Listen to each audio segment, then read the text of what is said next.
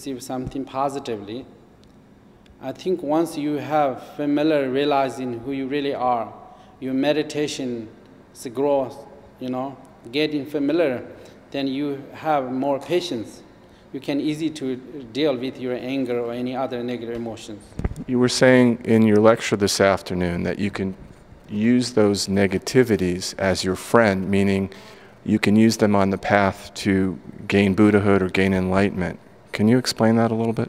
Yes, I think just I'm saying, once you have a familiar spiritual path, once you have realizing who you really are, your natural state of mind, thoughts, emotions, or events passing across your consciousness, and then easily all negative thoughts easily become your allies, But once your thoughts and emotions are you take it seriously, and you think that's who you really are, and then it's really become more negative, become more suffering, very hard to deal with them.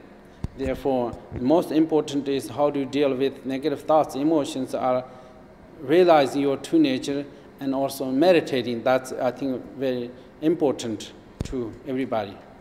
For those of the viewers that have no familiarity with Buddhism, does the Buddha believe in a self? And if so, do you believe in a self, that there is actually such a thing as a self?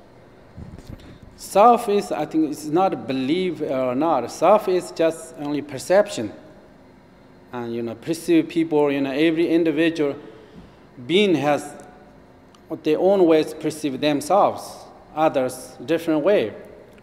That's their perception, it's not reality. I think once you know self is perception, I think then you can have the, just own your perception, means your projections in your mind. It's not reality. And the true reality, there's no sense of self. One of the lectures that I've heard before, there's a saying that says, if you have a view, you're not on the path. Can you explain that?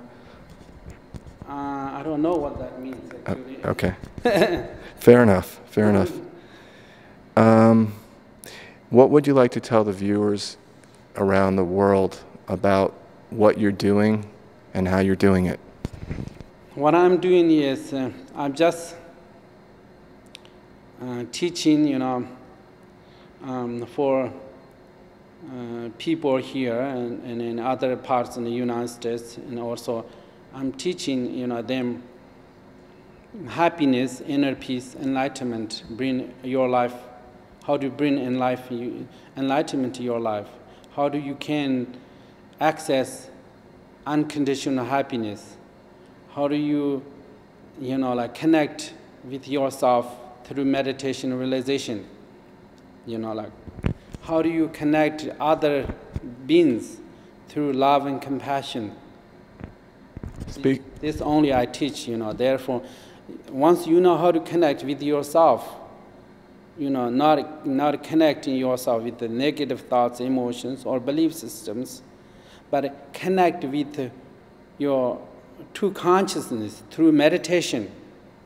Once we know how to connect with our true consciousness through meditation, then we are just feels very comfortable, we feel more live, also feel content, and also bring lots of enlightened experiences.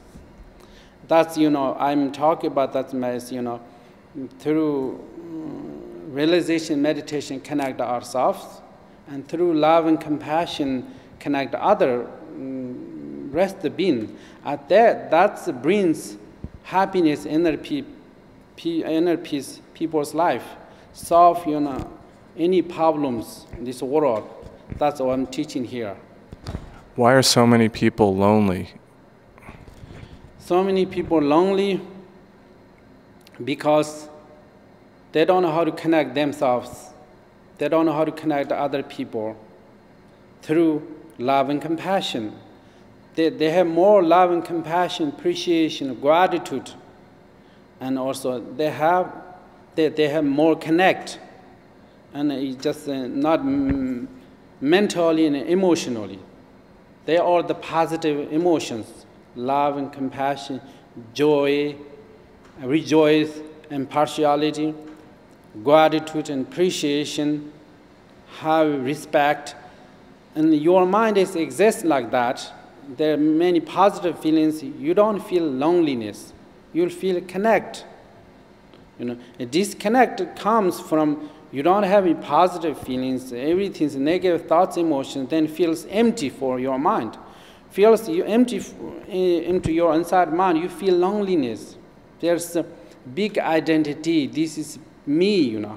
That identity, separation, identity creates loneliness. Tell us a little bit, I'm pretty much almost finished asking you questions, but I want to ask you about your tradition, Dzogchen tradition, and how it differs from other Tibetan traditions and how it's similar maybe to other traditions in Buddhism. My tradition is, general, Tibetan Buddhist tradition is, I'm from, there's 4 schools Tibetan Buddhism, like Nyingma, Orgyen, Serta, Gilig.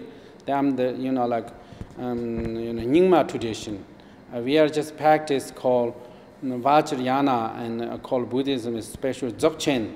We are doing the Dzogchen.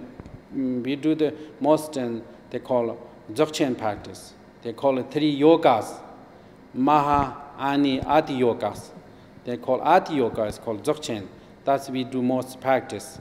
And that's we are, many generations, we are, doing that tradition. Then many people have realizing their true nature and, free from their mind with negative thoughts, emotions, achieve enlightenment, so many beings.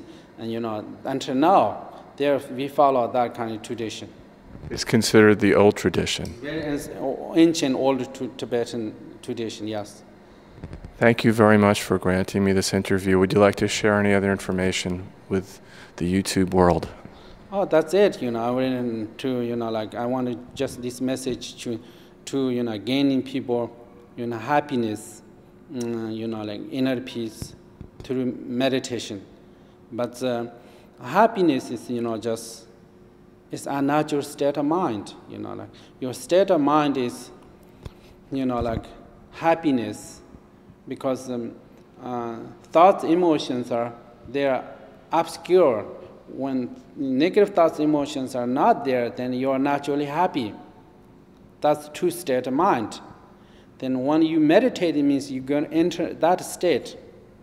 And that more you expand in that state, that is called, end of that road is enlightenment. Why is it so difficult to get there?